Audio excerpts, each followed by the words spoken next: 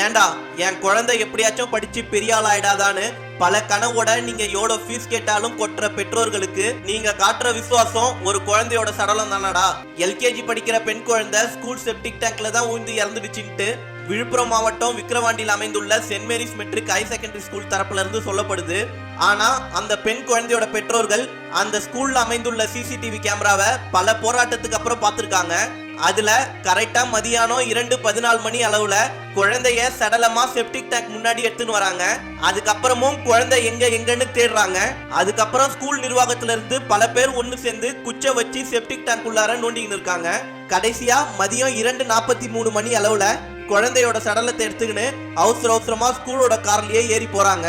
இதெல்லாம் ஒரு பக்கம் இருந்தாலும் குழந்தையோட ரிபன்ல ரத்தக்கரை இருக்கிறதாவும் குழந்தையோட ஆடையில செப்டிக் டேங்க்ல விழுந்த எந்த ஒரு துர்நாற்றமும் அடிக்கலன்னு குழந்தையோட பெற்றோர்கள் தரப்புல இருந்து சொல்லப்படுது. ஏண்டா என் குழந்தை எப்படியாச்சும் படிச்சு பெரிய ஆள் ஆயிடாதான்னு பல கனவோட நீங்க எவ்வளோ ஃபீஸ் கேட்டாலும் கொட்டுற பெற்றோர்களுக்கு நீங்க காட்டுற விசுவாசம் ஒரு குழந்தையோட சடலம் தானடா. இவங்களுக்கு மேலேயும் சில அயோக்கியர்கள் இருக்காங்க. ஸ்கூல் நிர்வாகத்தில இருந்து காசு வாங்கிக்கிட்டு இந்த தப்பை எப்படிலாம் மறைக்கலாம்னு பிளான் போடுற ஒரு குரூப்.